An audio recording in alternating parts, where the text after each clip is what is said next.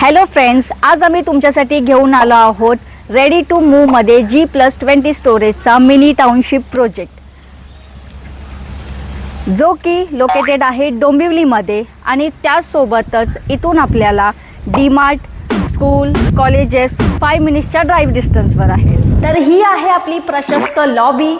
इथे आहे आपला वेटिंग एरिया. इथे आहे आपलं स्टेअरकेस.